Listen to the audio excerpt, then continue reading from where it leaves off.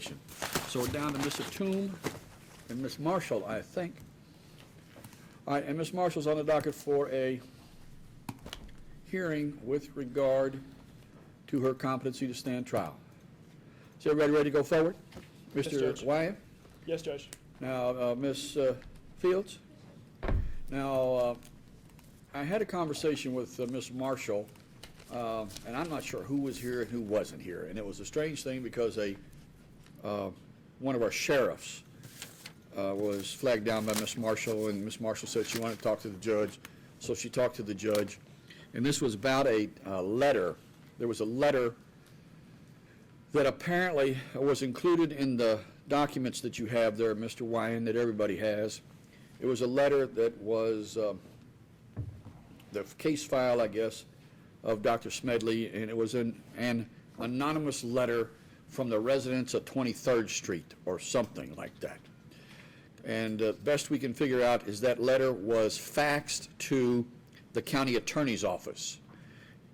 And there's no information about from whom it came from, other than what it said, and there's no signature on it, and it's like May of 2012, something like that, and so we don't know the point of origin of the fax.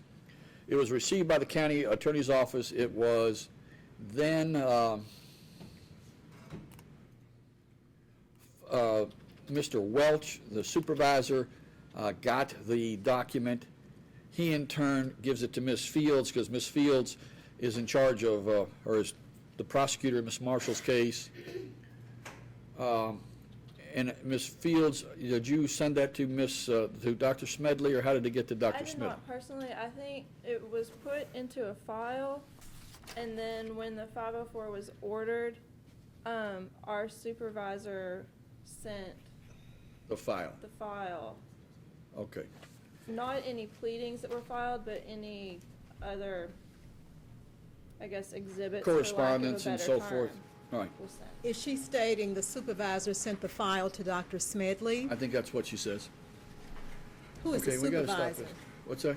Who is the supervisor? Who was it? I don't know who actually sent it. We brought it to Mr. Welch's attention that a 504 was filed, and then from then, I don't know who sent it. And the conversation that we had was, what's the value of an anonymous letter? What is the value? What person would put any kind of credence, credibility on an anonymous letter? Ms. Your Honor, Marshall. there is a fax number at the top, if I may Okay, and that's tell you fine. what that fax number is. It's in the file. It's known, Ms. Marshall. You don't need to go through this. But the point it really is, the point still is, the ultimate question, the only question about that document is this. Who would put any kind of value on an anonymous letter? And I tried to explain to Ms. Marshall that we're going to ask Dr. Smedley that in a moment, but my point was, I don't know who would give any kind of credence, any kind of credibility to an anonymous letter. Now, Ms. Marshall wanted a continuance because she wants to subpoena in her neighbors to come in and say, I didn't send that letter, this is not what Connie Marshall is, so on and so forth, and I denied her a continuance for that purpose.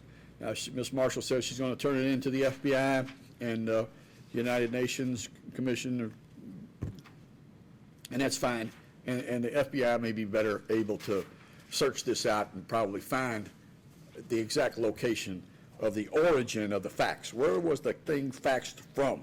Which might help in tracking down the truthfulness of that document, the truthfulness of the facts of what's contained in the document. But I don't think that the truthfulness of the facts contained in the document are important to anyone because it is anonymous and suspect by any reasonable person. Dr. Smedley, come forward if you would. Your Honor, may I give the fax number, which appears to be 5745366? Hang on for a second. Okay. Dr. Smedley, you swear or affirm to testify truthfully during the course of this hearing? I do. All right, please have a seat and speak loudly. Now, Ms. Marshall, what is the fax number, just so we can get that out of the way for now and forever? It's 502-574-5366. It was faxed on June 5th, 2013 at 2:45. That might be the receiving. That's the receiving fax number. That's the county attorney's fax number, Ms. Marshall, so that issue sort of been, so we now know what that number means. It's the county attorney facts. Ms. Fields, you have a question of Dr. Smedley? Dr. Smedley, if you could please state your name for the record, Dr. Meg Smedley. and where are you currently employed? I am a contract employee for Kentucky Correctional Psychiatric Center. Judge, I would ask the defense to stipulate that she is an expert in the field of forensic psychology. Do you have any comment about that, Mr. Ryan? Judge, we would stipulate that Dr. Smedley is an expert. All right. Very well. Dr. Smedley can offer expert opinion. The clinical psychologist. All right. Dr. Smedley, did you receive a court order to evaluate Ms. Connie Marshall? Yes, I did. And did you evaluate the defendant? Yes. When and where did you conduct the examination? The evaluation took place on October the 1st of 2013, and that was at my office at 1238 East Broadway. And what was the approximate duration of the interview? The evaluation typically takes about 2.5 to 3 hours, so I would say somewhere in there for the contact portion of the interview. What tests, if any, did you administer during that time? Beyond a clinical interview, I administered a full battery of tests, including the Folstein Mini Mental Status Examination, the Kaufman Functional Academic Skills Test, the Wechsler Abbreviated Scale of Intelligence 2, the Ray Memorization of 15 Items Test, the Miller Forensic Assessment of Symptoms Test, the Minnesota Multiphasic Personality Inventory Restructured Form, and the Revised Competency Assessment Instrument. Through all of these tests, what was your diagnostic impression of Ms. Marshall? It's the diagnostic impression, of course, giving a specific diagnosis is difficult with contact with a person on just one occasion. However, I am asked to give an impression, and given my experience with Ms. Marshall during that interview and all of the information gathered, I diagnosed a delusional disorder persecutory type and an access to narcissistic traits.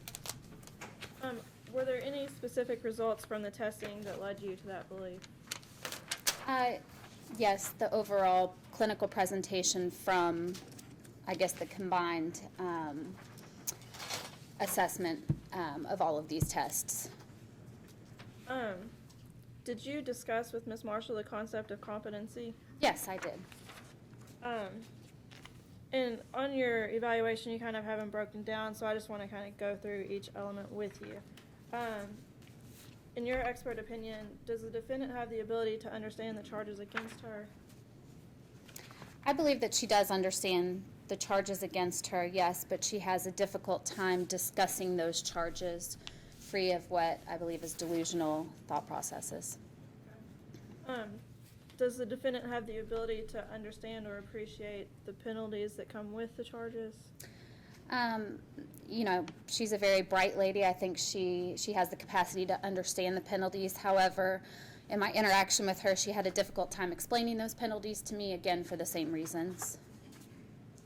Does the defendant understand the nature and purpose of court proceedings? Yes, I believe that she does. Does she understand available defenses? Yes. Is she motivated to help herself in the legal process? Yes, she's motivated. However, with the way that her thinking is influenced by delusions of persecution, it's interfered to the point where I think some of her decision-making regarding the legal process and how to best help herself has been negatively impacted. For example, choosing to represent herself, things of that nature that many reasonable people would not choose to do. Does she understand the possible outcomes of the proceedings? Again, she's very bright, has a good intelligence, and I think she was able to understand things such as how evidence can affect cases and things of that nature. I think she has the capacity to understand those things. However, again, I'm going to have the same response, I think, over and over again. I think that her fixation on what are paranoid delusions kind of cause her to be preoccupied with other things and cause her to have some difficulty with understanding what could potentially happen. Is the defendant able to plan legal strategies? Again, I think, she has the knowledge there and has the understanding. But again, the delusions that she's preoccupied with, I think, are affecting kind of her judgment about things. And do you feel that that answer would relate to the questions as far as cooperating rationally with counsel? Yes, I believe that would be difficult. Do you believe, through your expert opinion, that at this time Ms. Marshall is competent to stand trial? I believe that she is not. What is your opinion as to her ability to attain competency? I think it's my belief that Ms. Marshall suffers from a treatable psychiatric condition. However, there are no records to show that she has actually been treated for any type of condition. And this delusional content appears to be pretty long-standing in nature. So with anyone who's never had any kind of treatment, I think there is a chance that they could respond to medication and full psychiatric treatment. So I did state that I believe that she could regain competency. However, I put a statement in there that a lot of times when these delusions have become quite fixated, that a lot of times they don't respond as well to treatment as we would like. So there's about a 50% chance of significant improvement, in my opinion. Statutory language states that there needs to be a substantial likelihood that the defendant will attain competency in the foreseeable future. Do you think that statement would apply in this case? I think so, and I think that, at least from the information that I have, that she has not received any type of treatment, that she could be more responsive to treatment. It's not like it's been tried over and over again and it's been resisted. So that's what made my decision to believe that there is substantial likelihood.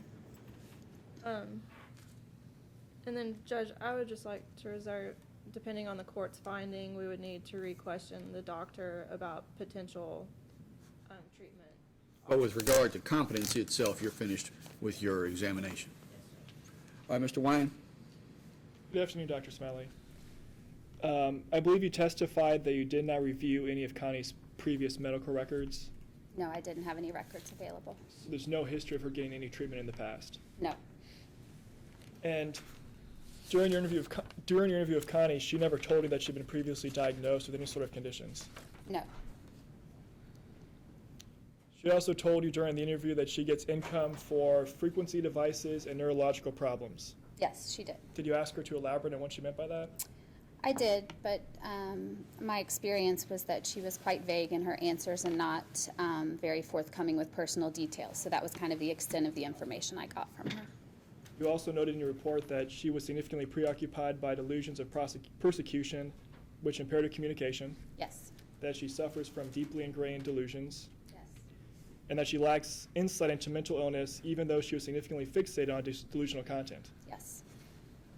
Is it more difficult to treat somebody if they don't think they have a problem? Absolutely. And why is it more difficult? Because the cooperation aspect is not there. A lot of getting treatment is having insight into your disorder, and that's kind of the first thing that we like to gain, is that cooperation and insight. And so when a person doesn't have that component, it makes it difficult to get them to consistently receive treatment. Potential treatment would probably involve medication, Yes, it would. but it would also probably involve some sort of therapy, Yes, cognitive behavioral therapy. most likely. Yes. And if Ms. Marshall is unwilling to participate in therapy, there's no way you can make her participate. That's true.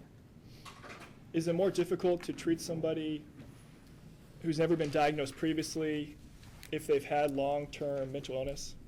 Can you say that again? So it's Sorry. kind of confusing. No. Is it progressively more difficult to treat somebody the older they get? A lot of times, yes, that can be true. So it's much more difficult to treat somebody like Connie, who's in her early 60s, than someone who is 18 years old. Right, but I think that there is sort of a continuum where it depends on the person, because some people may be very responsive to treatment. Everybody's different, and yes, I think statistics show that, as I said before, delusions can become more ingrained as a person gets older. However, we don't know what her baseline is with treatment, so it's difficult to answer. So it's possible, even if she was medicated and even if she did somehow decide to participate in cognitive behavioral therapy, that her baseline might be of someone who's still incompetent. True. You also gave her the Miller Forensic Assessment of Symptoms test, I did, and that's the test for malingering. correct. And based on your reading of that test, Connie is not faking her Connie is not faking her symptoms. No, she's not. You also gave her the Minnesota Multiphasic Personality Inventory, Yes, and that revealed that Connie has attempted to present herself in an overly positive light, and this elevation is typical of a person who wishes to project an excessively positive and virtuous image. yes, the L validity scale is something that we look at to see if the entire instrument is actually valid. And if one of those scales is elevated, it means that it is abnormally high, and therefore the entire test can't be interpreted because of the invalidness of it. So, yes, that's what the L scale means. And someone like Connie would be unlikely to want to seek psychological treatment. Would be likely not to seek. Yeah, would not be likely to seek psychological treatment. Correct. Are you finished? I have a few more questions. Okay. You also diagnosed Connie with delusional disorder persecutory type. That was my diagnostic impression. Could you elaborate some more on what that exactly means? Sure. A delusional disorder is, it's a psychotic disorder where basically, unlike schizophrenia, a person doesn't necessarily hear voices or have the negative aspects of a lot of psychotic disorders where they lose motivation or, no longer groom or become apathetic, things like that. A delusional disorder just has the piece where there is, the best way to put it, a false belief or a false belief system that's pretty ingrained, which the person believes, and you have a hard time getting them to believe otherwise. You also diagnosed her as having narcissistic traits. Yes. What exactly is narcissism? Narcissism is, the best way to describe it is sort of an entitledness, sort of a high confidence level, greater than the average person, I guess. So I didn't diagnose her with a full disorder, just those as having those traits? Yes. Is it possible if you worked with Connie some more, you might be able to diagnose her as having a narcissistic personality type? With more information, certainly. Does someone who has narcissistic traits, is that basically it's not all the way, you don't feel comfortable diagnosing her with the actual personality type, but she exhibits traits related to that personality type? Right, because I only had one interaction with her. Is it difficult to treat somebody who has narcissism? It is. And why is that? They hold their beliefs pretty strongly about themselves. They're generally not very cooperative. Kind of the best way to put it is they think they know more than you. So it's kind of hard to work with a person with those traits. And often medication alone is not enough to treat somebody with narcissistic traits. No. It also requires them to participate, recognize they have these traits, and try to overcome them themselves. Towards the end of your report, you indicated that there's research that says that there's a 50% chance of significant improvement with proper treatment for people like Connie. Yes. What research is this that you're referring to? It's actually research that KCPC has gathered over the years. So with people who they have found to have this disorder, how successful treatment has actually been to restore to competency. And has that been peer-reviewed? By other psychologists, yes. Within KCPC? Or? Yes. Okay. But it's never But they been... collect state data as well and kind of compare it to those norms. And typically KCPC falls pretty well within those norms. Has that data ever been published in any psychological journals? Not that I'm aware of. No. I have nothing further, Judge. Now, I need to pause everybody for a second. Hang on, Ms. Marshall. Where's Miss Atum? And ask her what her timeline is. Tell her we need to get these prisoners somewhere. So everybody just relax for a minute. Mr. Toom, you about ready to go here? I could use probably another 10, 15 minutes. All right, that'll be fine. You're not leaving the holdover, are you? Hold over. Yes. All right. Well, Okay. yeah. Well, head on out. All right. Now, Dr. Smedley, we've had a conversation, and Connie Marshall is assisting in her defense. And it kind of, I've told her that she's required to have Mr. Wyan assist her and to act as her lawyer. She's would like to act as her own lawyer. And Ms. Marshall, we need to make sure that we're like focused in our questions here. And some of your, if your questions are out of bounds, then we're going to have to talk about why they're out of bounds. But now is your time to ask the doctor questions. Okay. Hello, Dr. Smedley. Hello. Did Ms. Marshall say to you that she did not volunteer to come to your office and did not want to be evaluated, but was being forced by the court, though she had no history of mental illness? Yes, and I believe you wrote that down too. Yes. On October the 1st, 2013, did Daniel Cobble accompany Ms. Marshall to your Yes. office for the Yes. psychological evaluation? He did. On October 1st, 2013, did Daniel Cobble speak with you before your evaluation of Connie Marshall and explain to you that Connie Marshall was being harassed and tormented by the Louisville Metro Police Department and that complaints were filed with the FBI in Louisville, Kentucky regarding Ms. Marshall's harassment and torment by the Louisville Metro Police Department? Yes, he mentioned that. Okay. Did Connie Marshall join the conversation with you and Daniel Cobble? And did Connie Marshall confirm that she was being tormented by the Louisville Metro Police Department and that complaints were filed with the FBI? Yes. Did Connie Marshall tell you that she filed a complaint with the United Nations and the IACHR, Inter-American Commission on Human Rights in Washington, D.C., in which she has case numbers regarding being tormented by the Louisville Metro Police Department? Yes, you did. Did Connie Marshall tell you that you could find a lot of the information that she stated to you on her website, www.justiceforallcitizens.com? Yes. Did you use the facts from the residents of 23rd Street in making your evaluation of Connie Marshall, which was a fraudulent fax? The residents? Are you talking about? The letter. Oh, that- the letter? No, I did not. Was the fax sent to you from 502-574-5366 at 2:45 on June 5th, 2013? I don't recall. Okay. Do you know who sent you the fax? No, it came in a stack of paperwork that I received before I get an evaluation, and I think that it was from the Commonwealth Attorney's Office or So that would be the county attorney's County office. Attorney's Office. But it's yeah. not like was there a letter in there that identified the sender? No. It was just in a packet with Oh, all there's the other no- stuff, just like I gave it to you. It was just in the packet. Okay, but it wasn't, okay. There wasn't any kind of cover letter in regard to Connie Marshall, doctor, please can see the attached documents? No. All right. And you don't, so I guess the question is, do you have any idea what representative from the county attorney's office sent you or caused this packet to be mailed to you? No, I All don't. right. All right, Ms. Marshall. When you were contacted by KCPC, when were you contacted by KCPC to evaluate Ms. Marshall? I don't have that date in front of me.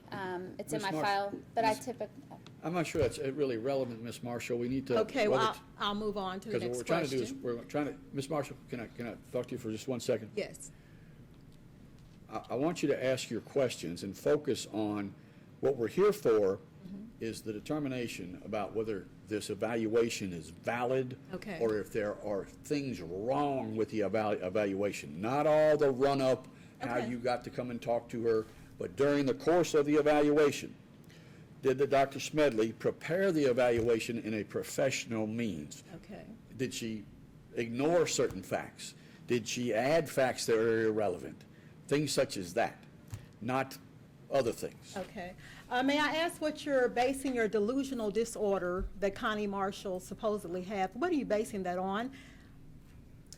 I am basing that on sort of the whole comprehensive examination, all of the testing that I did, the interview that I did with you, the interaction that we had, the letters that you sent to me, outlining everything that was going on with your case. And my experience with people with delusional disorders. Okay, may I played a interject part. something, Dr. Smedley? I'm looking at all the tests that Connie Marshall took, that I took, and all of the tests that I took, I scored average, except for one, I scored above average. And then the multiple choice questions, I scored a 90, which you stated I tried to fool the test because my scores were too high. There was only one test that I scored a 0 on, and I don't think I took that test. There was one test I gave back to you. Is that correct? Yes, but the scores mean different things. So scoring a 0 meant that you did not malinger, meaning you weren't faking having a mental illness, which I think goes along with what you were saying to me, that you don't believe that you have a mental illness, and that's what the test revealed. Is part of your diagnosis impression based on Connie Marshall stating that she's being tormented and harassed by the Louisville Metro Police Department? Yes, it is. Okay, may I present Exhibit G at this time? I don't know how we got to Exhibit G. Oh, hang on. It's for a in the second. case. Okay, hang on for a second. All right, hang on, Ms. Marshall, I need to know what you're doing. so- Exhibit G is a recording of the police that I received on my voicemail after the date I was stomped by them and had a chest contusion and mildly enlarged heart. The day I picked up my car from the police impoundment lot, there was a voicemail message left on my voicemail on my phone, and it states, "I'm so glad we finally got you. You're in our system. We're going to have you locked up for a very long time. I'm so happy about this, to get you off the streets. We're going to keep you locked up forever." And that message came from 502-574-7111, Louisville Metro Police Department. And now you're going to hear that message. It's Hang on for a Exhibit second. Z in the case. Hang on one second. Exhibit G in the Hang case, on I'm sorry. one second, Ms. Okay. Marshall. All right, so you want to play this tape. All right, and you want to play this tape for the purpose of establishing that you do not suffer from delusions, that you in fact have received these kind of phone messages from the police department. Yes, You're not making it up. This is actually happening. that's correct, sir. All right, Ms. Fields? I would object. We have no proof of where that phone call came from, who made the phone call, other than Ms. Marshall's statements. There's no foundation for it.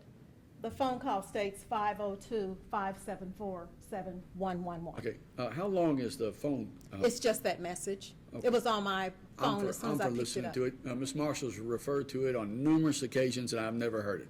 So we'll go ahead, and this is also Exhibit G Correct. in one of.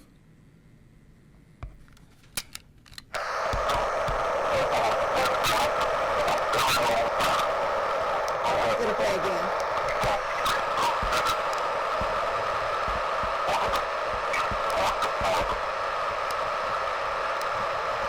It'll play again.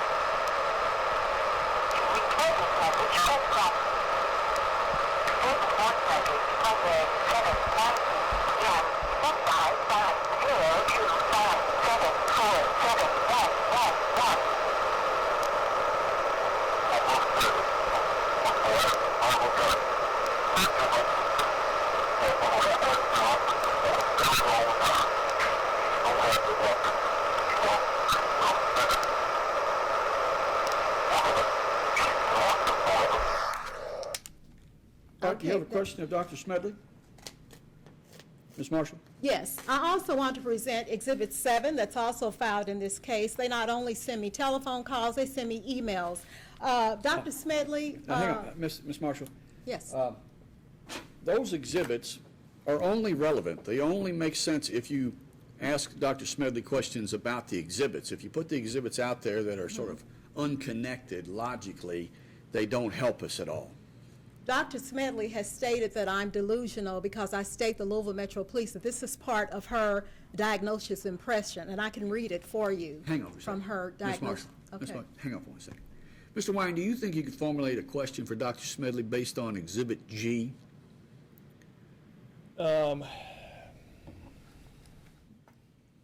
During your interview with Connie, did she ever mention to you anything about police officers harassing her? Yes, she did. Did she try to show you any documentation to support that? She led me to her website where that information's available. I took a look at her website. And what did you learn from looking at her website, or what did you see on the website? a lot of different complaints about the police, a lot of beliefs about her being stalked by the police, tormented by the police, the same things she's saying. Did you see any documentation, or did you see anything on that website about emails she had received from the police? I believe so, yes. Did you actually see copies of the emails on that website? I didn't. What did you see about websites she had received from the police? If you recall. On the website, you said you saw things about those emails. What was there text describing those emails, or what kind of information did you see on the website? Yeah, I think there were a bunch of different posts about different emails that she had received, sort of her description of what had happened. There's video on there. I think, But Dr. Smedley, what she's- we need to know is this. On Ms. Marshall's website, are there actual photos, or can you see the actual text messages or email messages or other messages? Or does she just reference these messages? If Honestly, you recall. I don't recall. There was a lot of information on it, so Yes. I don't remember specific to that. May I interject something? The actual audio that you just heard is on my website, along with a zillion other audios. There are also videos of the Louisville Metro Police. There are numerous pictures of the Louisville Metro Police. These emails are on the home page at the top of the page. When they're on the homepage, so you get on the homepage, are they, how do they come up? How do you access them? It says something about, I received emails stating they're going to kill me and my daughter if I don't plead guilty, calling me niggers and slaves, okay. and just click this icon for And you the click the email. icon, and then the Yeah, actual, but the it's email comes explained up. first what the Okay, icon you is. explain what it is, And then you click the document. okay, and you can open the document up. Yes. And you see the actual document. Yes. Do you recall going through that process, Dr. Smedley? Not specifically for the email. I don't think I clicked right. on that. All right, May I continue? yes. Okay. Dr. Smedley, you stated, and I can read what you stated in your report. You stated that I think the police are terrorizing me, therefore I am delusional. Just one moment.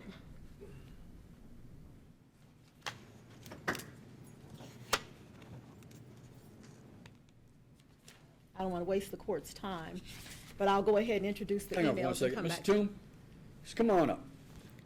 Where are we, Mr. Toom? Well, I've got 2 of the 3 cases out, done, Done. and then I've just got 1 more I'm working on, sir. What, you need to go in and talk to the guy? Yes, sir. Go right ahead. Don't let her out till she's done, Nick. Well, Anyway, Ms. Marshall? On page 8 of Dr. Smedley's diagnosis impression, she states, the first paragraph she states, and she's referring to me, she was unable to express whether she understood the concept of probation as she became focused on delusional content.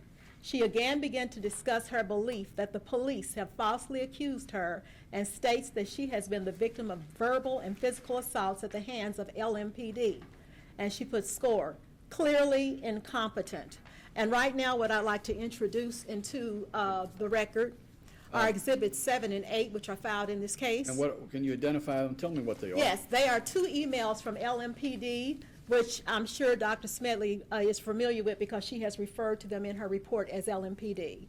And if I may read these short emails that I received from the l.m.p.d., it says, "You better plead guilty, nigger. I'm warning you. Fucking plead guilty or Tracy," that's my daughter, "is dead. We'll submit your daughter to GS and she'll be dead before long. Can you live with that nigger? Oh, we thought Connie was holding a gun and shot her dead. Well, it was just a camera. Oh, well, she's dead now. Dead men tell no tales. Ha ha, nigger. Nigger, you are a slave. You won't last. Do you hear me? We're going to kill you if you don't plead guilty. And guess what, Connie? Nobody will help you. Nobody's going to believe a nigger like you. Don't you know you can't beat us yet? We've dealt with people stronger than you, and we'll beat you just like all the other niggers." And then it goes on. And then he talks about, it says, I guess Connie's going to prison. I don't want to waste your time reading the whole thing. Let And me then ask you the- this. They Ms. also Marshall? talk about killing me. Okay, and it's got a date on there when you Yes, received it? it is, yes. Does it have a from line on it? Yes, it says l.m.p.d@muchmail.com. And when I called my provider, which is Network Solutions, they said they could only go so far with it, and people can reroute emails and send them through different channels and then block you so you can't find out who sent it. What makes it significant and makes it proves that the Louisville police sent it is at the end of it, they also put, "Ha ha, nigger, you crack me up thinking you can mess with the Louisville's finest." Anybody's not going to call them Louisville's finest. And then also in the email, I have never mentioned my daughter's name on the internet or anywhere, and they do definitely state my daughter's name in this email. The other email that they sent, this one was sent on June 19th, 2013, the same year I was stomped by them. The other one they sent was July 4th, 2000, well, that wasn't the same year, because I was stumped by them in 2012, I'm sorry. The other email they sent was on July 4th, 2013, and it says, "You cunt nigger bitch. What don't you understand about the phrase you can't win? You'll never stop us, nigger. I can't wait to put a bullet between your eyes. Everyone laughs at you, nigger. We're gonna torture you so bad in Tracy until both of you die, and then we'll say you killed your daughter and yourself. Oh yeah, Connie, you think I'm the only one in this? There's 7 guys here right now. We're gonna get you, nigger. You're fucking done for. You hear me?" And then it goes on and it talks about either I'm going to jail or in a nut house, which then they go on to say, which they've been trying to set me up to look like I'm mentally ill. Well, let's talk about Then it it. says, "You better stop fucking with us, Connie. We know everything about you. I have all your information. All your shit is right here. Me and the boys were making it says, maybe thinking something about loans in your name. Ha ha. Maybe you'll lose your house." Well, this was the same day that I was on the phone trying to borrow money to pay my taxes on my house. I received this the same day. All right. Now, that's Exhibits 8 and what? 7 and 8. 7 and 8? Yes, Get those sir. from her, Nick. I want to put those in the file. They're in the file. All right, well, I'm going to make sure we put them in there again. No, these are my copies. You have, OMG. here's what you have. You have this is what I did for you so you would know how to find your exhibits. Okay, I filed a believe statement for those the are in the file? record. I filed a statement for the Okay. record, They're in our file, it's in the conference room. okay. and it has all the exhibits Okay. listed. So we're talking about Exhibits 7 and 8, 7 and 8, and the yes. recording is what number? The recording is G. All right. And 7 and 8 might be a dupe, but you have a statement for the record that tells you if I did a duplicate number, Filing, which document it's filed with. Okay, but you're confident that it's in the file? You're very confident. Okay, next I need to know if you have a question for Dr. Smedley. Yes, Dr. Smedley. After reading the emails and hearing the audio, do you still feel that Connie Marshall is delusional because she states that the police are harassing and tormenting her? I believe that Connie Marshall suffers from some type of mental disorder. My hypothesis is a delusional disorder, and yes, I still believe that. Any further, Ms. Marshall? Yes, I have some other questions for Dr. Smedley. Just a moment. Once again, Dr. Smedley, you stated that you feel that Connie Marshall is delusional, yet Connie Marshall scored average on most of the on all the tests you gave her except for the one that she scored above average on. And then the multiple choice, again, she made 90, and that was higher than it should be. So you state because it was higher, she fooled the test. There was only one test that she made a 0 on. Hang on for 1 second, Ms. Marshall. I'm going somewhere with this. I know, hang on for 1 Okay. second, nonetheless. Now, what about that, Dr. Smedley, this test that Ms. Marshall scored a 90 on, did you make some reference that somehow she fooled the test, or did you have any comment on the fact that she scored a 90 on one of these tests, or did you draw some conclusion that was, sort of implying that she cheated in some regard or had or something? I don't really quite understand it. No, I don't believe that she's been malingering anything. I think what she's referring to is the MMPI, and it was an invalid protocol because she answered questions. She presented herself in an overly positive light, more than the average person. But does that have this 90 grade of some sort? The score, the elevation was a 90, and anything above a 65 means that the test is likely very high and invalid. So it was Okay. significantly All right, so invalid. you're measuring, okay, you're measuring her approach to the test and her opinion of herself. Correct. All right, so in her opinion of herself was a 90, which you think invalidates the test because if you're above some kind of a 65 on that measuring device in the test, that then you're sort of exaggerating your own positive. Right. The reason that I gave the test is it's a good test to help clarify a diagnosis. And is it specifically for, is it designed for any, is it designed for delusional people, or is it useful For anyone. across the board? For anyone. All right. All right, now I think I understand it a little better, Ms. Marshall. You have another question? Yes. After stating that, and after I just played that audio of the police harassing me, which gave their phone number, I just read 2 emails to her that had the Louisville Metro Police Department, l.m.p.d, which she referred to them as l.m.p.d. I just told her that Daniel Cobble and I did tell her at the meeting that we had filed complaints with the FBI regarding Louisville Metro Police tormenting and harassing us and other complaints. I also stated to her that I had filed with the Inter-American Commission on Human Rights in Washington, which I have 2 case numbers, one of them being a precautionary measure case number, which means I do fear for my life, that my life is in danger here. Let me do this, Ms. And Marshall. I also told her I filed with the United Nations. Let me do Yes, this she for a says I'm second, Ms. delusional. Marshall. You're really, I mean, I do want to get where we're going. And I think what Ms. Marshall is driving at, Dr. Smedley, is this. Today, after having heard Ms. Marshall read Exhibits 7 and 8 and play the tape recording that is Exhibit G, have you changed your opinion as to whether Ms. Marshall has a delusional disorder, paranoid type? No, I have not. All right. After having heard Ms. Marshall's reading the 2 emails, Exhibit 7 and 8, and playing Exhibit 5, Exhibit G, Exhibit G, have you changed your opinion as to whether her belief that she is being persecuted by the police department is a product of her delusion or a very real circumstance? What is your opinion after hearing both the 2 emails and the voice recording? I believe that it's a product of her delusion. I can't say whether certain things, specific events happen, but I think the culmination of everything, it's become sort of a false belief system that is pretty ingrained. So I still hold to that belief. Ms. Marshall? Do you have another question? Yes, I have one more audio to play that is also in the case regarding the Louisville Metro Police Department harassing me at my home. And it starts at 45. One moment, please.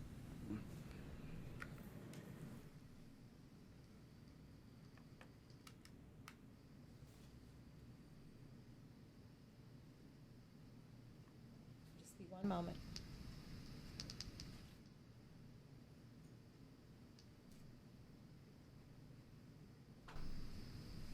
Dr. Smedley, what I'm about to play is the Louisville Metro Police harassing me at my home, as they have been doing for some time. And you filed this? Yes, it's in the case. And how is it identified? Come on out, Mr. Toon. You going back to jail? Yep. Outstanding. You go, Nick.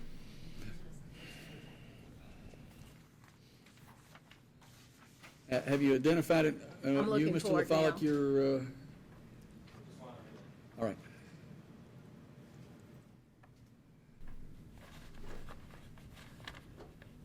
I think it's on Exhibit H. H? It's a CD. I gave you a CD with a lot of audios on it that's in that case. Okay.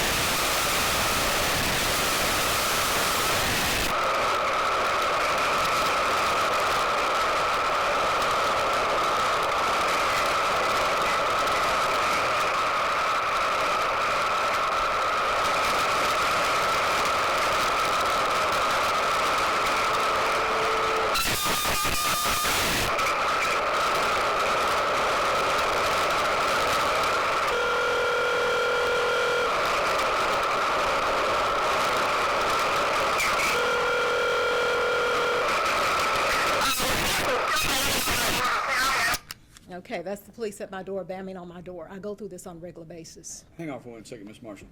Now, I'm not sure I understand what occurred on that tape there, so despite you having played it, I don't quite understand what occurred. If you could explain what was happening. So the police were at your door, Right, they always come to my house harassing me, and you banging were on my on the door, phone with the police at the same time? reporting them to The police? the police. All right. And then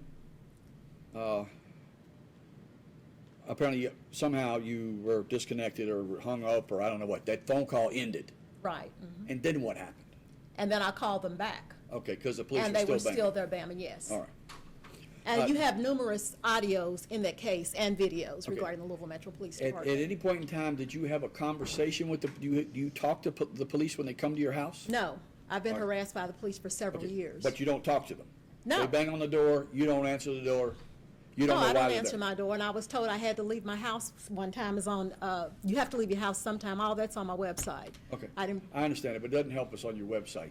Well, it's But I'm in the trying to figure case, out- too. I'm trying to figure out this. So when the police come to your house and they knock on the door, you don't talk to them? no, I'm not gonna answer my That's door. okay. And how many times do you think that they have come to your house and they're banging on your door and you don't talk to them? How often does that occur? I've had them flashing flashlights around my I'm not worried about house, that. How often? Many times? since 2007, off and on. Okay, when you say off and on, is it 5 times, 20 times? Just an estimate, I'm not, I can't say how many times. It's over 20 times. over 20 times, so it's fine. I just want to get a general idea. Do you have another question of Dr. Smedley? No. Dr. Smedley, I have a couple of questions. Early on, I've had many conversations with Ms. Marshall. We've been, she'll tell you, we've been in court 11, 12, 13 different times. Ms. Marshall tells me that she collects a Social Security benefit that is based on radio frequency devices. Do you have, in your profession, do you know, is that a term of art, radio frequency devices? I'm not familiar with it. All right. She told me about that, but Right. that's all I know. And she claims that it's not really a psychiatric issue, it's a neurological issue. She told me. Okay, that's fine. All right. Now, if she was determined to be incompetent, based on your report, what sort of treatment, what's the treatment sort of plan that is used for people suffering from delusional disorders, paranoid type, and having these narcissistic traits? What kind of, just generally, I mean, is it medication, is it? Yes, generally medication, an antipsychotic medication. I'm not a psychiatrist, so I can't say the exact medication that would be recommended, but yeah, I would definitely recommend a thorough evaluation with a psychiatrist. The psychiatrist would make the call. Exactly. Now, is it also, counseling, therapy, and that kind of stuff? There is a bit of that, depending on how cooperative the individual is, as well as ongoing observation and work with the entire treatment team, a social worker, things like that. Okay. And now, and someone that has, this ingrained delusions, that's a belief system that's been developed over a number of years. And if, can that sort of resistance to treatment be overcome with these medications? Sometimes. they Sometimes, can. and sometimes not. Depends on the person, I guess, is the best way to say it. All right. Anything further, Ms. Fields? No, Judge. Mr. Wyan? Judge, you've heard a lot of testimony. You've heard Dr. Smedley's testimony today. You saw Connie cross-examine her about police reports and phone calls, and she played recordings. Dr. Smedley believes that Connie is currently incompetent to stand trial. We're here today to determine whether or not there's a substantial probability in the future that she'll regain competency. And a foreseeable future is 1 year. Based on what we heard here today, I think there's no way that Connie will regain competency within the next year. She's 62 years old, no records ever of having received any psychological treatment. Dr. Smedley did not review any medical records. She has these deeply ingrained delusions such that today in court she wanted to contest Dr. Smedley's finding that she was incompetent. She wanted to play tapes that were barely audible.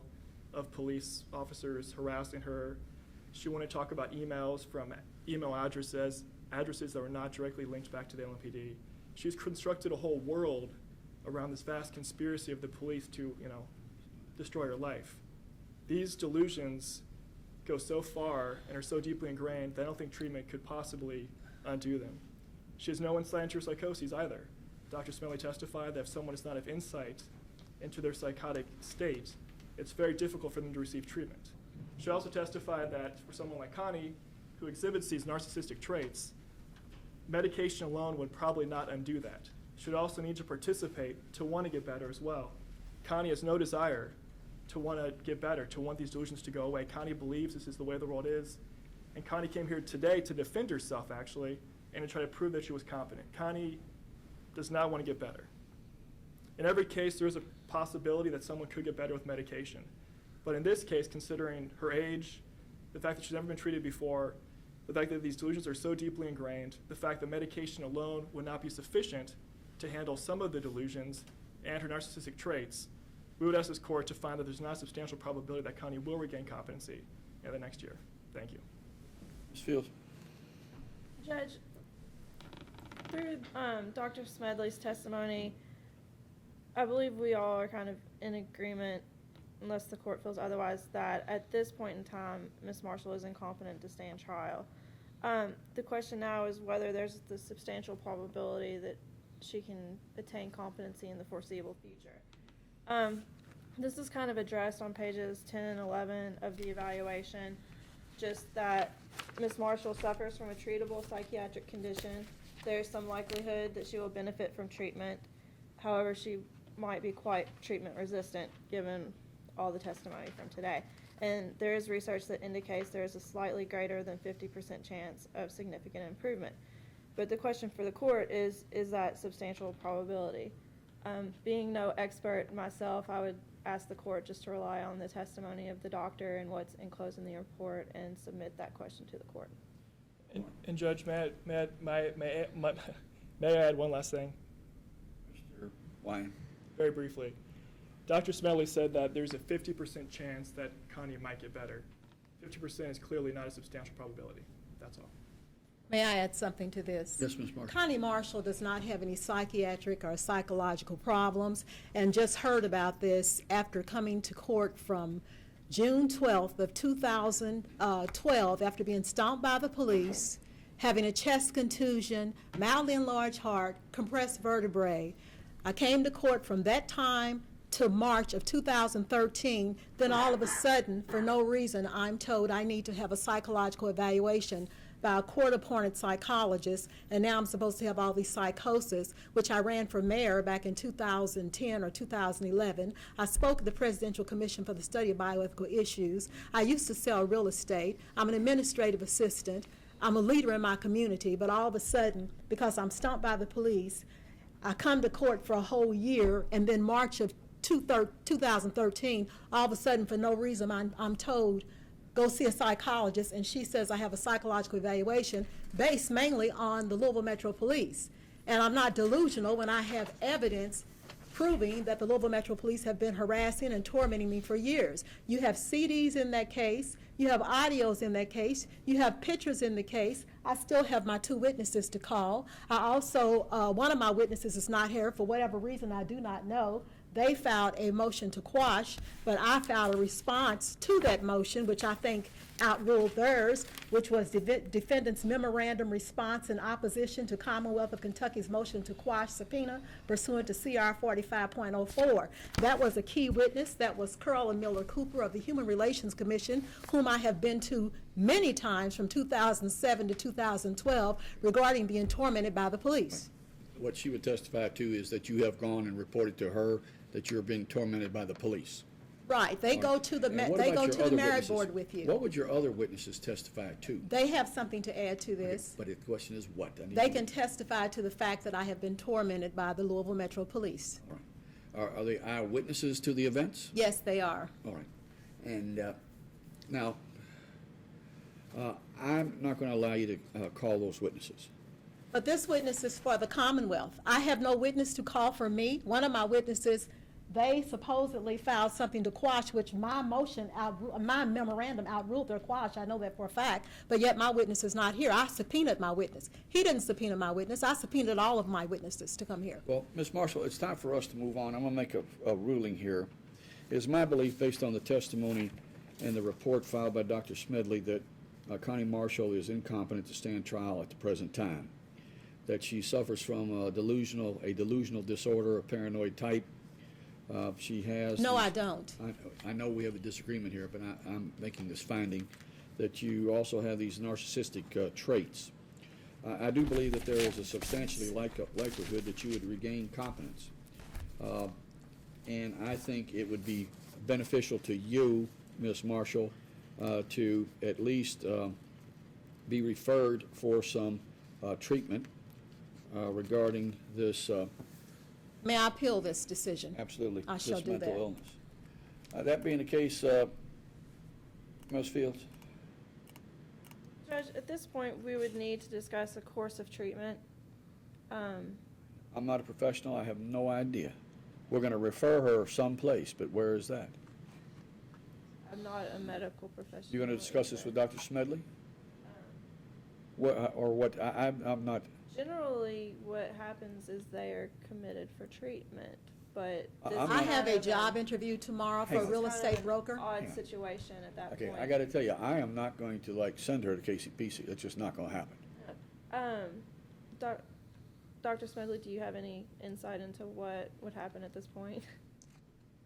You know, my recommendation would have been KCPC, only given the lack of cooperation, I think, that Well, I'm may not gonna do take that. place. I'm not going to do that. So then I guess the recommendation would be an outpatient setting.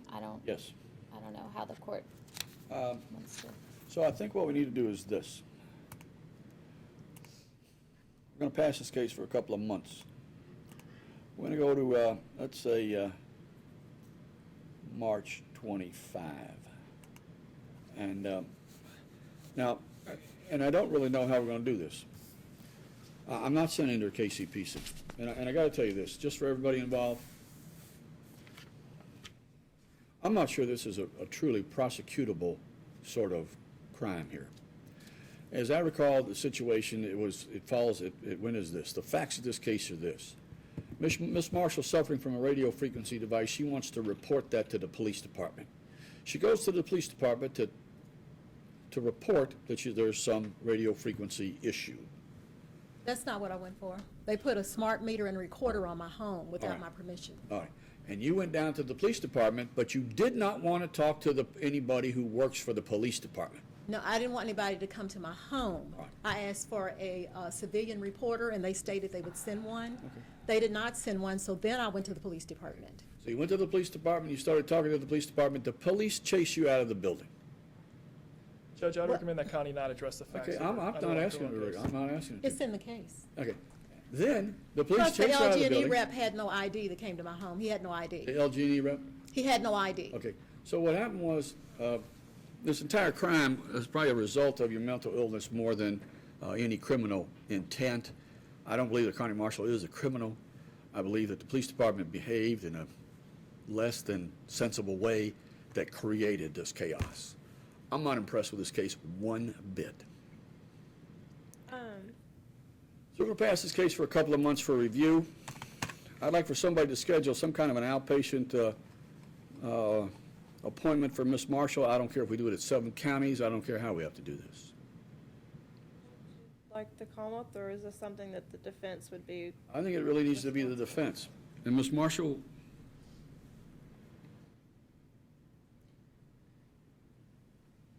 Judge, I can look into some sort of program. I mean, it comes down to Connie wanting to participate, and I don't know how to ensure that she does. well, I need for her to talk to these people. And then she needs to work it out with those people or not. But I want her to talk to these people. And I do think that this ingrained, and it goes like this, I'm not prepared to, I'm not prepared to utilize KCPC. I'm not prepared to do that.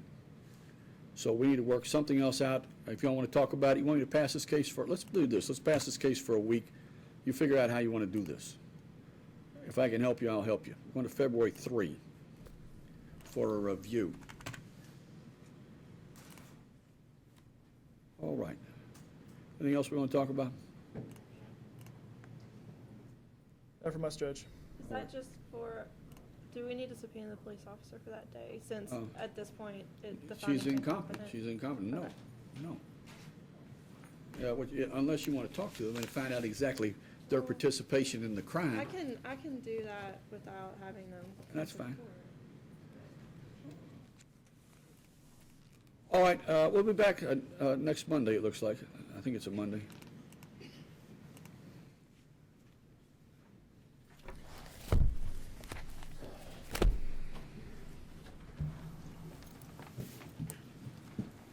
Thank you very much, Dr. Smedley.